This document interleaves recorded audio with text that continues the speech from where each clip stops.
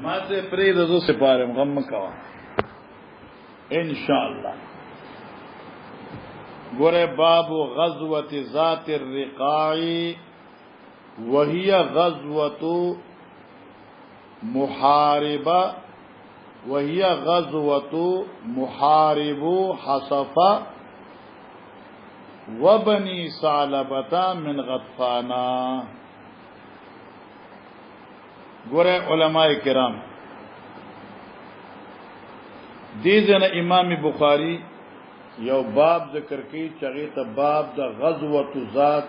الرقاع وي. دا د یو غزوی نوم دی، غزوه ذات الرقاع. اوس دا ذات الرقاع دی غزوی ته ولی وي. نو په دې کې تقریبا شپږ قول علماء لیکلي دي چې دې ته غزوه ذات الرقاع ولی وي. دا زل ګراند دا یو کرخه لکه ګرانه ده او بیا ان شاء الله باقی ټول آسان دي، مشکات ته خروان دي. دې ته غزوه ذات الرقاع ولی وي. یو قول دا دی چې رقاع د رقعه جمع ده، ټوکړو ته وایي. نو په دا یو مدینه منورې نه د 2 ورځو په فاصله باندې دا یو زید جانب مکی ته او هغه ځکه هغه غر داسې دی چې په هغه غر کې ټوکړي د سره او سپینشته، هغه باز غرونه یې کنه پای کې تورې سپینې ګټي وي، سره او تورې ګټي وي، لکه اوس د بونیر او د سوات غرونه دي وشوي. مجاغین دا مرمر ګټي راځي نو ستور وي سوي ار دلته کې زمونږ مرګري دي په دې ګوندلو کې د دکان دی د مرمر نو یو ګټه داسې ولاړه و دیوال سره، ان ماوتي ما دا پلاستیک دی تاسو مېنا ښکارې دا ماته دا ګټه ده وای دا سه تور ګټه چې خوشګنا چې د انعام الدین د ګرینم زیاته تورا او خم مېنا ماته دا د وګې په غرونو کې دا ګټه وګې غرونو نه عجیب څه علاقه. الله اکبر ولله. او ماته په دې ټولو مرمرو کې دا ګرانه تک تورا او سپینی ګټیم وی زمون په وطن کې چې جمعهتون باندې په خواب منارې نه وي نو په جمعهت نه خداو چې سپینی ګټي به دوتري پرتی وي. هغه ته موږ بکرای وی سپینه بکرای تک بالکل د مال کې په شان له سپینه. دا ذات الرقاع د اغزه نوم دی چې کم ځای کې یو غرو پای غر کې مختلف قسم ټوکري وي، توري وي او پای کې سپینې وي وغیرہ ذالکا. زکه دې ته وي زکات غزوه ذات الرقاع. دوی موجه علماء کرامو دا ذکر کیږي یارانو. الله الله الله الله. صحابه کرام دی jihad ته تلو او دا jihad کې پیادل سفرو او ګرمیم وا او کته تشي ګټي وي، هغه ګرمي هم وي تیری هم وي. نو پاغي باندې په سفر په وجه سره د صحابه اخفي او چاوي شقونه پیدا شو او چاوي شقونه پیدا شو، شقاق چې ورته وي.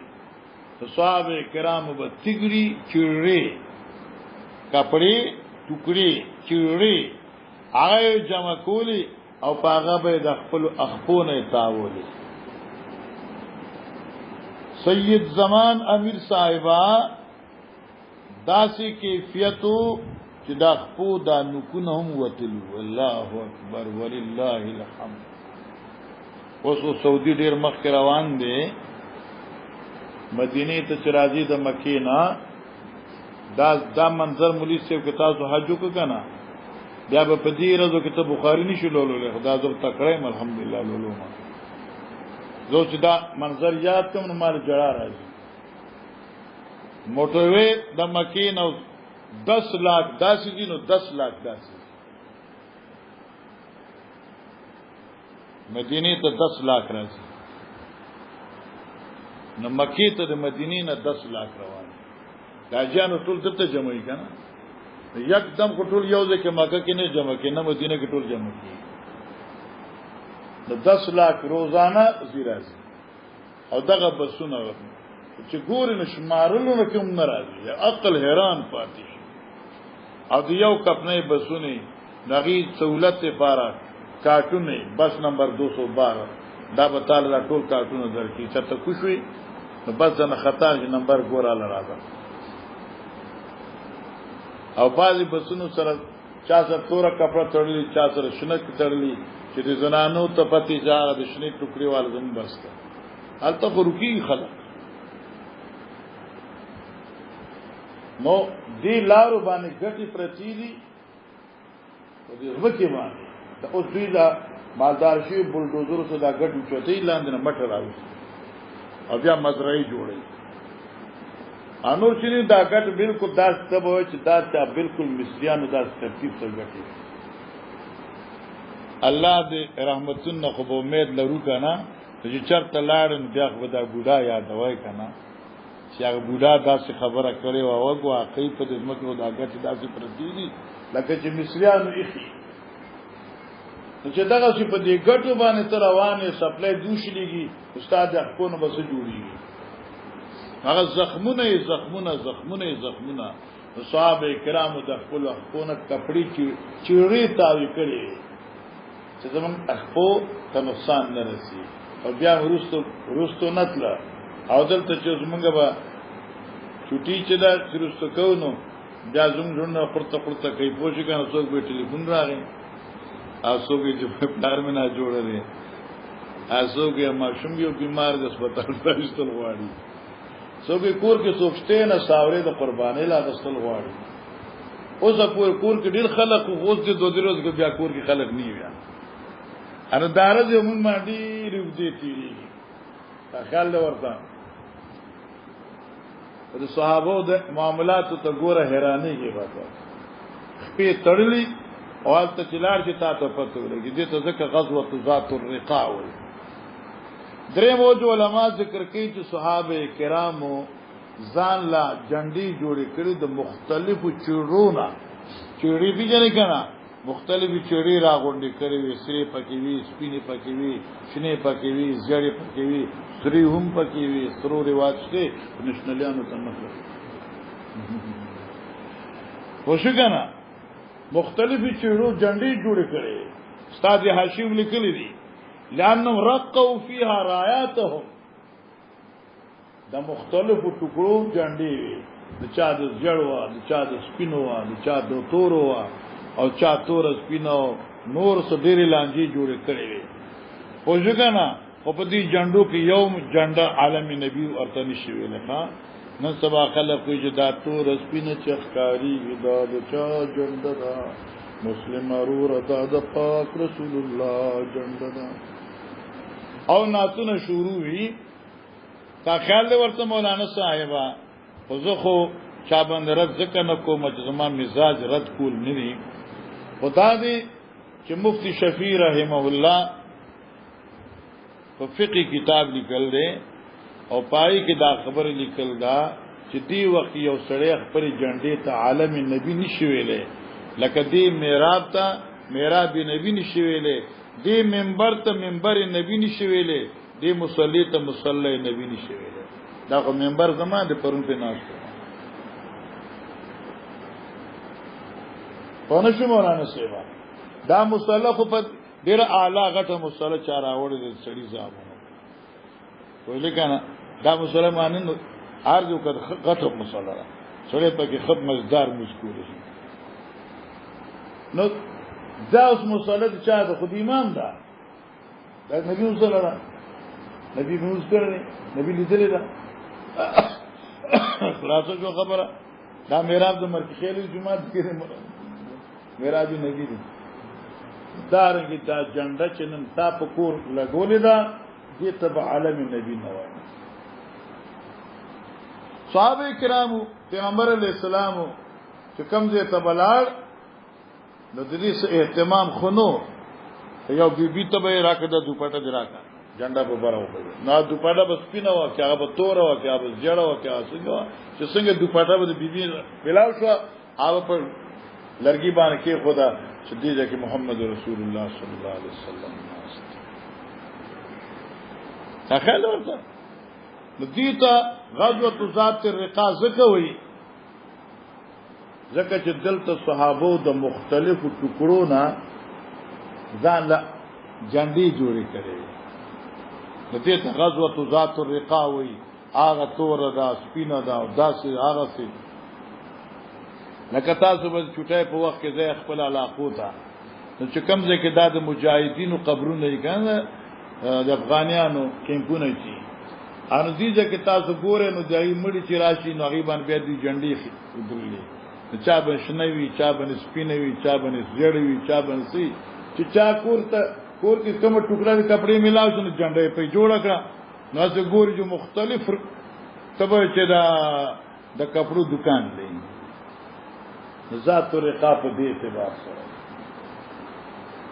او بعض علماء کرام فرمایي چې دازمکه داسې وا چې په غزمکه باندې ګټي توري وي یا په باندې ګټي سپینې وي او چا دا خبر هم کړی دا چې دې ته ذات الرقا زکوي چې دې کې شاسوارانو سره اسونه چو رنگ پرنګ د چا سورو د چا تور اسونه د چا سورو د چا رنگ پرنګونو زکه وته ذات الرقا وي شپږم خبردار چې رقا د ترقیق نه دا ترقیق کامل وته وي دا اول اغازه دی چې کوم ځای کې صلات خوف ویل شو مزد خوف په طریقې ادا شو او ترقیق شو اے تقسیم د رکعاتین شو یو رکعات پیغمبر مقتدیان سره ویل او دې ته ذکر ذات الرقا وي دا ټول خبرستا حاشیه ذکر کړی وي جو صفلاتون نه ما چې ما ته ترجمه الله نه درته وي او چې تا کتلې جو خوا کې نه کته چې ما ته نه کتل چې بوډا زبردست ونه تا خیال ورته کنه حالت دي کلی خدای چې ما په کتو یاد کړی دا ته ګورې ورته نه ځوار شو ها باب غزوه ذات الرقا ګوره علماء کرام یو خبره یاد کړئ یو کتاب دے تاسو دی عاشی لیکل دے ابو علی غسانی یو کتاب لیکل دے اوهام الصحیحین لیکل دے اوهام الصحیحین کتاب لیکل دے یعنی آغا مقامات چکم زے کی صحیحین په عباراتو کې د حضراتو نه وهم راغلی دی من جمله دغی مقاماتو کې نه یو دا هم دی اغه استغوا کیدا عبارت چاوي تاوي ها نو اوس زما مخاطب دي شي کنه نو سه بلال احمد تغوا کیدا باب غزوه ذات الرقا وهي غزوه محاربه یا محارب حفصه من بني سالبه من غطفان دې عبارت باندې سے معلومیږي چې دا غزوه د ذات الرقا وا او دا ذات الرقا دا غزوه د محارب حصفه د اولاد د صالبه نه ده او دا اولاد د صالبه د بني غطفان نه ده نو دې معلومه شو چې دا غطفان چې کوم دی دا د محارب نکونو کې راغی حالانکه دا د محارب نکن نه ده دا د محارب نکن نه ده دا ترنو اولاد دی او دینه ماری چې دا محارب چې دی دا د بني صالبه د اولاد نه دی او بني صالبه د غطفان د اولاد نه دی دا غطفان د محارب نکه جوړ شو حالانکه دا عبارت صحیح نه دی دا من صالبه نه دی دا من غلط دی اصل کې دی و بني صالبه او د غطفان اولاد کی بني صالبه مو او د غطفان په اولاد کې محارب همو نو محارب او بني صالبه دا په خپل منځ کې تونو اولاد دي او دا د دوی په لارې کې دو ځایونو دته محارب حفصوي او دته بنو سالبه وي اوسم لکه دا زی غرونو کیږي نه د ترونو اولاد دي دا د پلان کی چم دي دا د پلان کی چم دي او دې د پاروسو حدیث را روان دي معنی بکې ویا غزوه محارب حصفا وبني صالبه من غطفان دا غزوه دا چې نبی علیہ السلام jihad لتلو محارب حصفا سرا او بني صالبه سرا د غطفانیانو نا من بني بلکې سبي وصالبه تبشي چې وصالبه شي نو مغایرت راغی نو محارب حصفا او بنو صالبه دا دوا ډلې شوي او د دوی د دواړو مشر څوک غطفان فنزل نخلا نبی علیہ السلام را کوشه په مقام د نخل ذات رقا چې کمزې کې محل د جنگو آیت نحل وی وی بعد خیبر دا غزوه ذات رقا چې وا دا د خیبر نه رسټو ور علماء کرام دا غزه لږ مشکل دي امام بخاری دغه درې اقوال دي امام المغازی محمد ابن اسحاق وی دا غزوه ذات رقا چې وا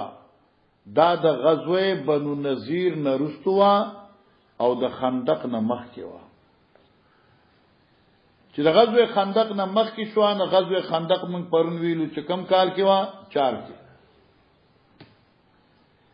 نو امام المغازی محمد ابن اسحاق هغه دا غزوه ذات الرقاع قبل الخندق وبعد غزوه النذیر نو دینه معلومه شو چې دا په څلورم کال د هجرت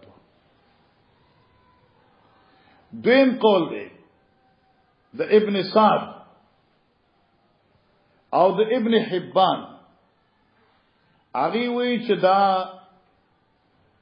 د محرم میاشوا او هجری 5 کې شوی دا محرم میاشوا هجری 5 کې شوی دا امام بخاری رحم الله فرمایي چې نه دا غزوه ذات الرقاع شوا دا په هجری 7 کې د شوی دا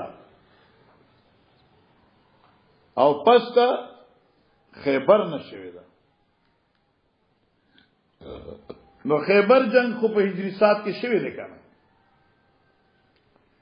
امام بخاری چې دا په 7 کې شوی دی هجری 7 کې شوی دی اوس په دې باندې دا لوی اختلاف دی نو چې امام بخاری تحقیق علماء محدثین فرمایي چې دا اصح دی چې غزوه ذات الرقاع چې وا دا په هم کال د هجرت شوی دا د خیبر نه وروسته شوی دا او لوی دلیل امام بخاری دا ذکر کوي چې ابو موسی الاشعری رضی الله تعالی عنہ چو څوک دیکھو د چراغلو مدینه منورې ته دوم کال باندې راغلو دیکھو دوه کالو نمخ کې د مدینه تراغلی نه دي او راوی دي ابو موسی الاشعری دی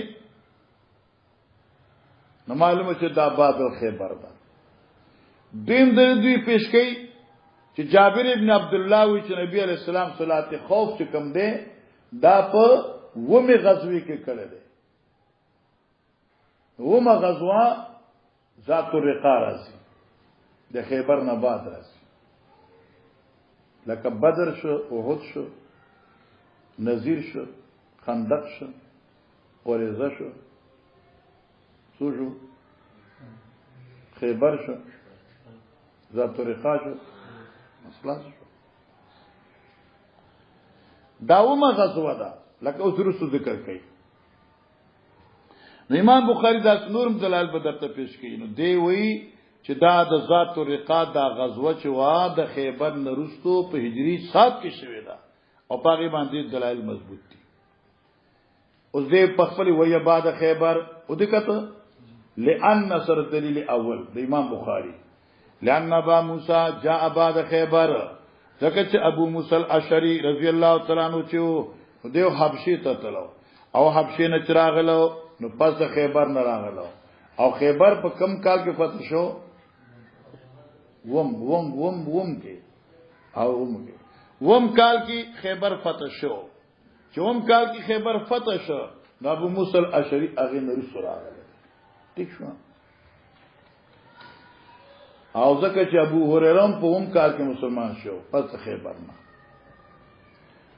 دا یو خبره شو دویم دلیل وقال عبد الله بن رجاء اخبرنا عمران القطان عن يحيى بن ابي كثير عن ابي سلمة عن جابر بن عبد الله رضي الله عنه النبي صلى الله عليه وسلم صلى باصحابه في الخوف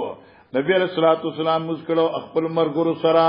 فی الخوف په حالت تخوف کی فی غزوه السابعه هغه وم غزوه کې هغه غزوه کوم وا غزوه ذات الرقاع چا غزوه ذات الرقاع وا دا د دلایل پیغمبر علیہ الصلوۃ والسلام څه کړو صلات خوف کړو نو په غزوه سابعه کې کړو او غزوه سابعه غزوه ذات الرقاع او بیا پښپغم مانو ګره ما دې درته وی نه بیا شمار کې ان شاء الله دا دو دلائل شو قال ابن عباس حضرت عبد الله ابن عباس رضی اللہ تعالی عنہ فرمائے سوئی صلی النبی صلی اللہ علیہ وسلم الخوف بذی قردا یا بذی قردا او بفتح القاف خده بذی قردا نبی علیہ الصلوۃ والسلام مسکړو مز په حالت تخوف کې په مقام د ذی قرد او دلته لیکي چې د ذی قرد کې کم دی د مدینې نه د یومیا د یو ورځې د شپې مزل دی نو غالبا مکې نه چې مدینې ته ځي نو مخکې راځي بورډ لګېدل دی وادي قرد لګېدل دی او په دې سړک باندې په دې بورډونو باندې د شادوګانو شکلونه نقلونه مور کړی دي لکه په لار ځکه سکول د ماشومان شو لکه دلته منډه مو وای من په خپل یو ځل بس په لار کې او ټولې راځي الته ودراو نو الک په سونو باندې شادوګان را او په روډ باندې ته ګورې شادوګان مړم پراتی د عرب ګاډي ودري دا شادوګان نه دی آرامي د دې چراشي د ګاډونو چاپیره شي د غلي د راځي کډې رامي شه دی وای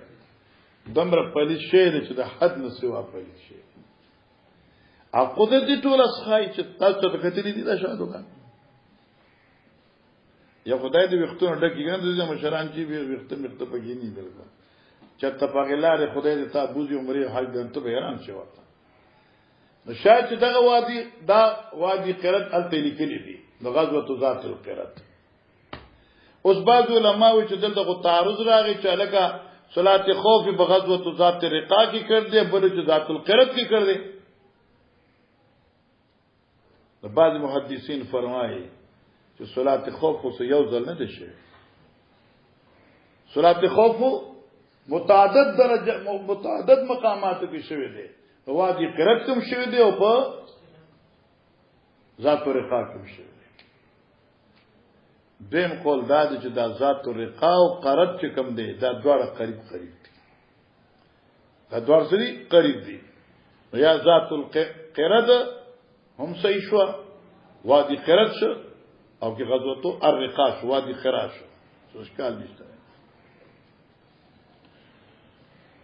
قال ابو بکر قال بکر ابن سواده حدثني زياد بن نافع عن ابي موسى رضي الله عنه ان جابر حدثهم جابر سے دوی ته بیان کړو چې صلی النبي صلی الله علیه وسلم یوم محاربه وصالبه ته په دې بار پوښتنه څه چلو شو بیانیه وا یا من بیانیه وو الته کې وهم ختم شو الته موږ ویلو غزوه محاربه حصفه من فزم ویلو ومن وبني صالبه دار راغی بهم یوم محاربه وصالبه هغه جنگ د محاربه حصفه او د ثعلبه او دا دوار اولاد غطفان نو اوس مسله حل شو. وقال ابن اسحاق سمعت وهب ابن كيسان سمعت جابر خرج النبي صلى الله عليه وسلم الى ذات الرقاء. نبی علیہ الصلوۃ والسلام jihad ته تلو، هغه jihad د ذات الرقاء او دغه وخت پیغمبر علیہ السلام سره 400 صحابه د jihad لپاره تلو. فلقيا جمعا من غطفان، مخامخ یو ډلې د غطفان قبیله سره، او دا د غطفان قبیله چې وا دا محاربه حصفه او ثعلبه. فلم يكن قتال، نو شد بمنس کی جنگ، واخاف الناس بعضهم بعضا، او يرولو دی خلق یوبل يرولو کنه مسلمانانو اغیمو لندې ورڅخه یو بل غیردل چې اوسام لکی. فصلى النبي صلى الله عليه وسلم ركعتي الخوف، په دغه وخت نبی علیہ السلام صلات خوف وکړ. وقال يزيد عن سلمة غزوت مع النبي صلى الله عليه وسلم يوم القرد، زتلم پیغمبر علیہ السلام سره پر جهاد د یوم القرد. امام بخاری دا غزوه ذات الرقاء کراول اشاره ده چې ذات الرقاء او قرد یو دی. نو قرد ورته ځکه چې د شادوګانو مرکز دی، او رقاء ورته ځکه چې صحابه پکې جنډي مختلفو ټوکړو ټومبلې وي، یا ځکه چې د مجاهدینو خپې په ګټو سولې دلې وي، یا ځکه چې دلته ګټې سپینې تورې وي، یا ځکه چې دلته مخ د ځمکې تور سپینو، یا ځکه چې بده کې اسونه تور سپینو. اوس پکې ټول رااله مسله حل شو. قربان دتا نه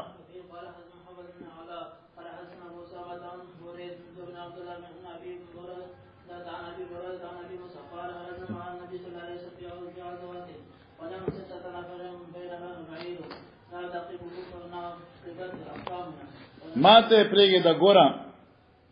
عن ابي موسى قال خرجنا مع النبي صلى الله عليه وسلم في غزات، هو تم نبی علیہ السلام سره په یو جهاد کې، وانا نسته نفرن، امنګا شپږ کسانو،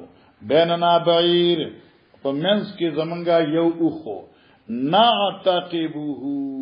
د عقبه نه ده یا د عقبه نه ده، نعتقبه نو منګه سوریدلو پاغي باندې نمبر په نمبر باندې، نمبر اخو من پاغي باندې سورلای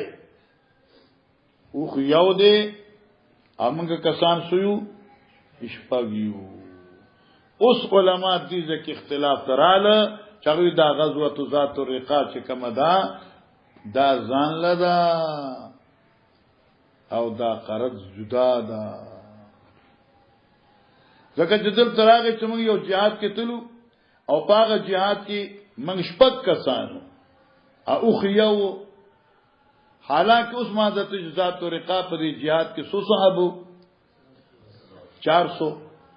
300 زیاتی کې شپږ زیاتی کنه. ها ویخه یې د سړي ځامنه. اوس بعض علما وایي چې يمكن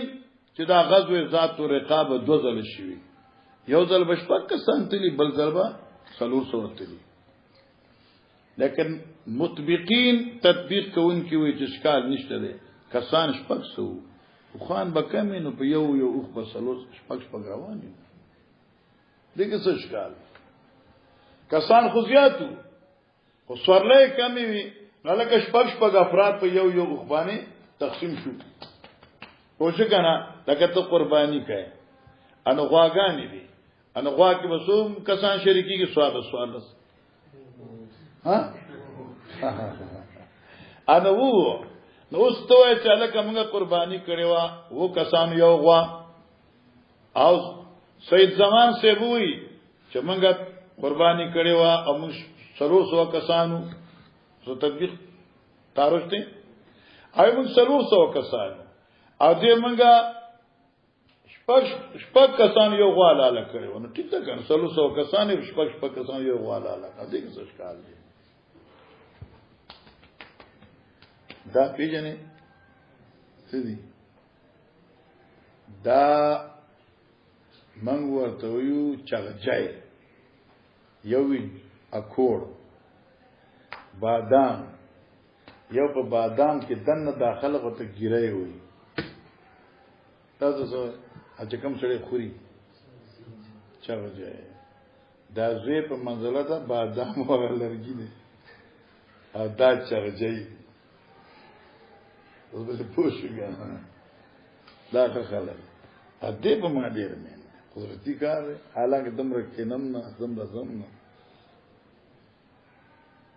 زه حالات داسې دي ډېر قابل جوړي دغه دې ځای داسې باندې حج سبحان الله سبحان الله سبحان الله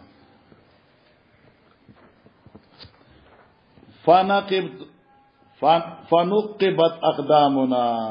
نو پس زمنګ دا اخپی چې دا اوچاودلې فنقبت شي نو معنی اوچاودلې پیژنه پوندی اوچاودلې اخپی اوچاودلې پھٹ گئے تھے کیا تھے پھٹ گئے تھے ونقبت قدمایا او زما اخپی هم چاودلې وی وسقطت اظفاری او د خپون نکونه ورزیدلو ټکر خورلې کنه غټي په لګې دي نکونه ورزیدلو فكنا نلف على ارجلنا الحرق نو موږ چې موږ تاول په خپل خپو باندې ا کپړې نو فسمیت غزوه ذات الرقاع نو زکه دې ته نوم کې خود شه غزوه ذات الرقاع چې موږ په خپل خپو باندې ا چړې تاولې لما كنا نعصب من الخرق د دې وجنه چې موږ پټه تړلې په خپو د چړونا على ارض الله په خپل خپو وحدث ابو موسی بهذا الله ودا حدیث ابو موسی ذکر ک چې موږ په خپل خپې باندې کپڑے تړلې نو قال نو بیا فورم ما كنت اصنع بان اذكره نیم یار چې ما عمل کړی دی لپاره چې نن تاسو یاد کړم زری بس لکه لوی خلق وګڼه یار دی لپاره نه چې زه په تاسو باندې خپل د اعمال زیاتو ما سره صورت حال می درته ذکر کړ چې دې ته ذات طریقه ذکر وي بما كنت اصنع نو نمزه چې ما عمل کړی بیان اذکر او چې تاسو یاد کړم کأنه کرها ان یکون شی من عملی افشاه دا د شاګرد خبره گویا کې دې بد وګڼل چې دې د خپل د اعمالنا یو شی افشاو اخکار کی معنا مقصد دې عمل اخکار کول نو مقصد دې د ذات الرقا وجه تسمیه اخکار کولو چاہے سفر کې موږ داسې تکلیفونه تیر کړو یا یکدم بس کړ چې زه خو پتا خپل اعمال نه څرګندوم او خپل اعمال الله دې پاره کړی سبحان الله دې حدیث سره وجه تسمیه د ذات طریقه ښکارا شو چلو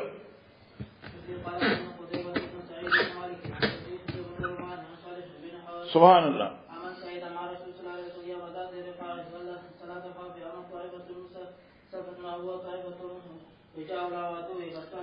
ګورا علماء کرام توجه کوا دا صلات خوف احادیثو کې غني طریقې دي زمنګ مسلکم دل تر روان دي په حدیث ته ابن عمر صاحب سره او زمنګ مسلک د حدیثی تفصیلی د عبد الله ابن عمر په صفحه 128 کې جلد اول کې ذکر دی دلته د ائمه ثلاثه مسلک ذکر کی دا پړکې لیک درند ده تاسو ګور اکثر نصر تو کوي ګناه دې صح خو زماله ونه هوا ورته لګم درن شرابان نو سسرش ائمه ثلاثه دغه مسلک دا دی چې صلات خوف کله چې مجاهدین مسافر وي نو امام بخپل قوم تقسیم کی نصف قوم چې ده امام سره برکات اول کې شریک شي او نصف قوم چې ده امام سره برکات آخر کې شریک شي دا خو موږ وایو خو اتمام د صلات کې چې کوم دی بیا مخکې اختلاف دی الحمدلله ثم الحمدلله پرس کال زمون په سبق کې 2 صفحه او سکال 3 صفحه دي لکه لیونه غاڼه دا سلو تقسیم مسله سره مات پرس کنه سبق هم یاد دي دا سمت مثال کاو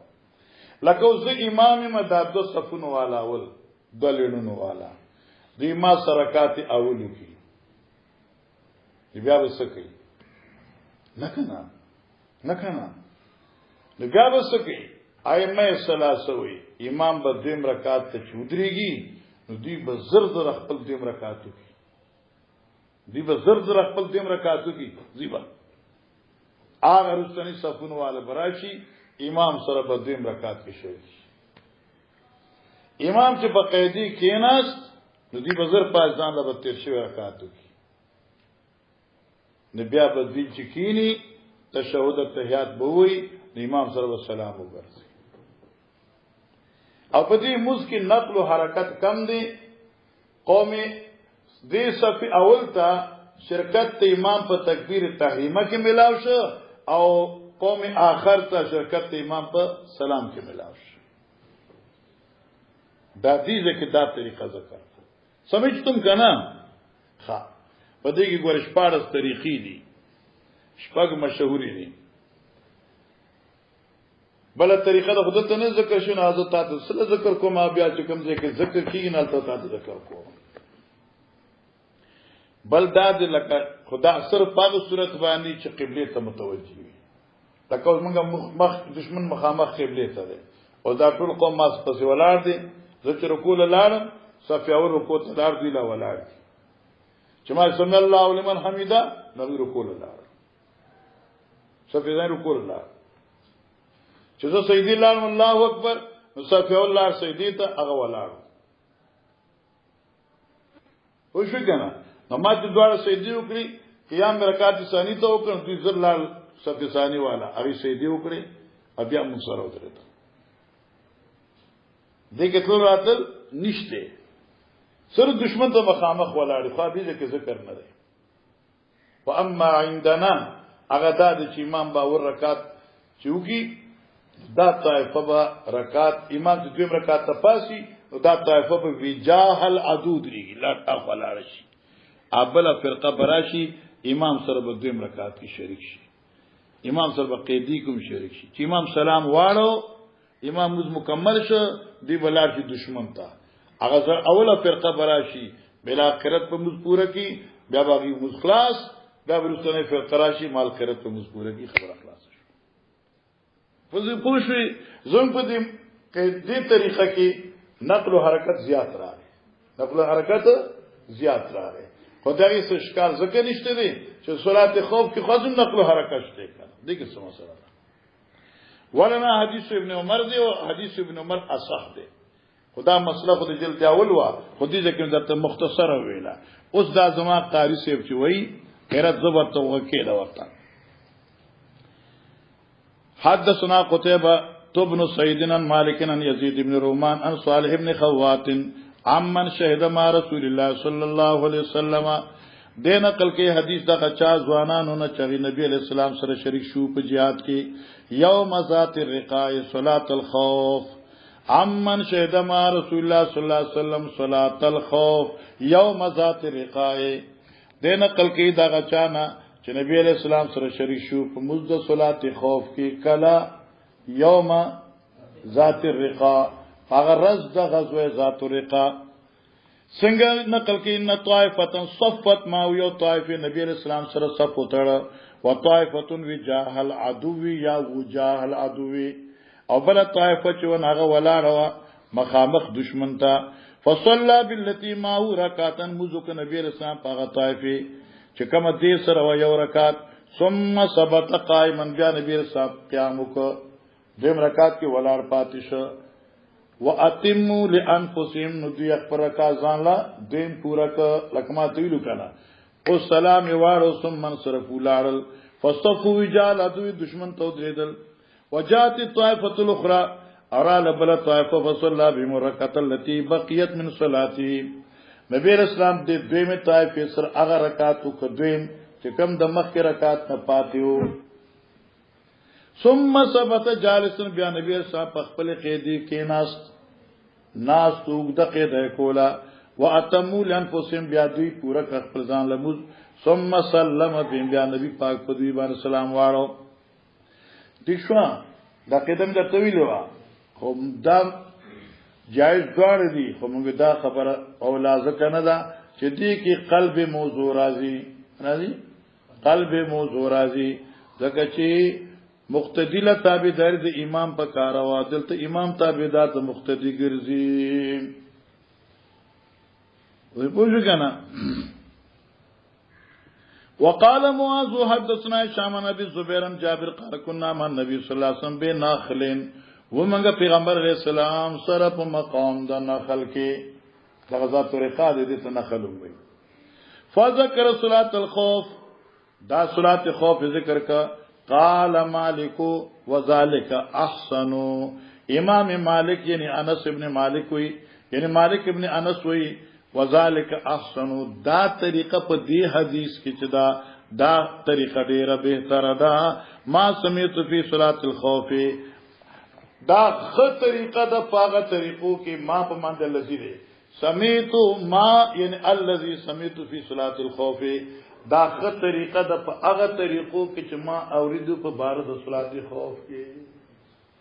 په بل اوس پوښو کنه یعنی صلات خوف کې ډېرې طریقې ذکر دي خدا طریقه ډېره خدا خو دې تابع لیس عن هشام موافقت کړې دې معاذ لیس د هشام نه په اغستو کې دا دغه د زید ابن اسلم نه چې قاسم بن محمد حدثو قاسم محمد دا حدیث بیان کړو چې صلی الله علیه وسلم فی غزوه بنی انمار نبی علیہ الصلوۃ والسلام موز کړو په غزوه د بنی انمار کې او دا بنی انمار چې ده دغه نوم دی د غزوه ذات الرقا. انمار د نمر نه دی نمر پرخ پړوته وي کنه نمرا چاته منظری ته وي برګ ګروپ دام برګ ګروپ نمونه ګن ګوم ٹھیک شو کنه مخکې ده. قال حدثنا مسدد قال حدثنا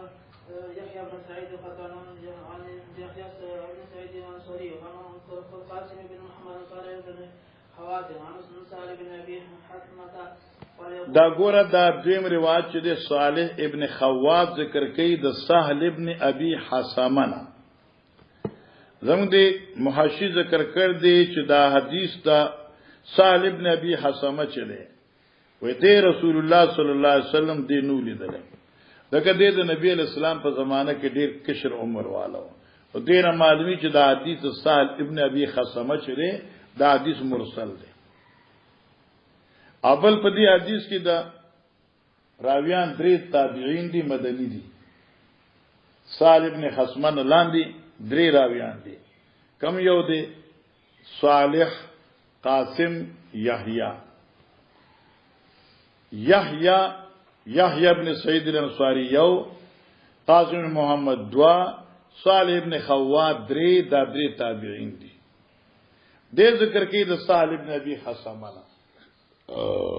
ٹھیک شو کنه مری سیوا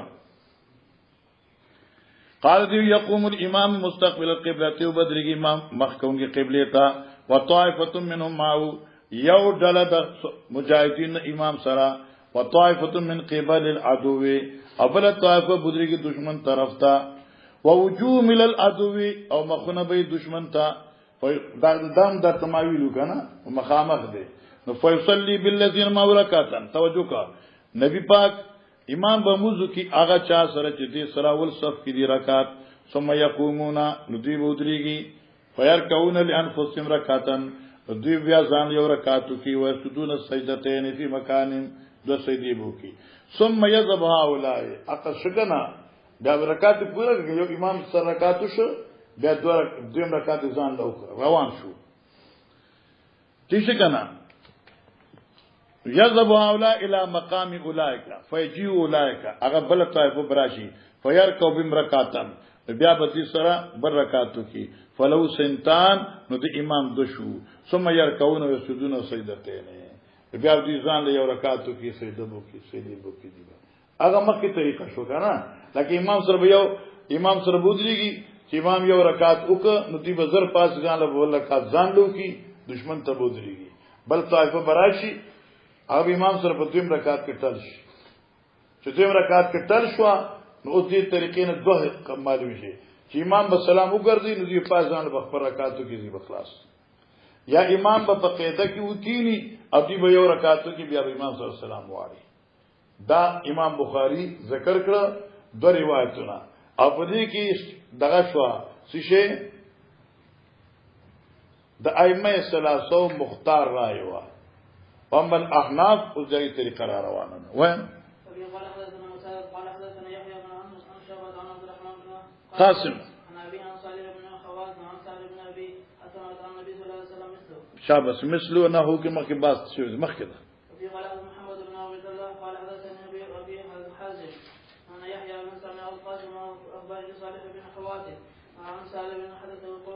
حدثه قوله معنا دی صحاب دی تابعین نقل کړي دي د سهل نه قول دي عین قول دي چې دا طریقه ده معنا څه شو چې روایت مرفوع کړي نه دي چلو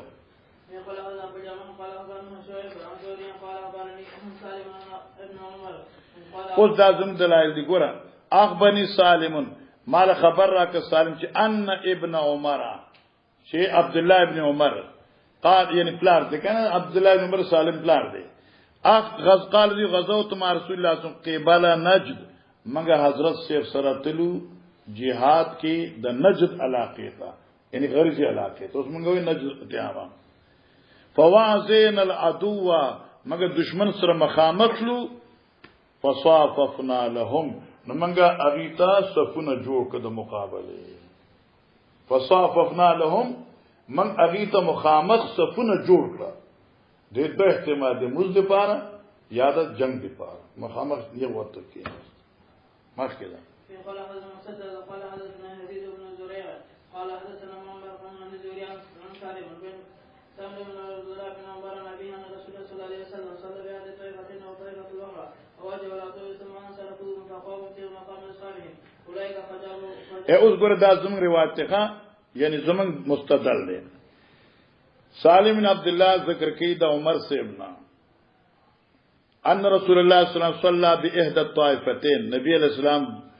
مزو ک په یو د دواړو طائفو باندې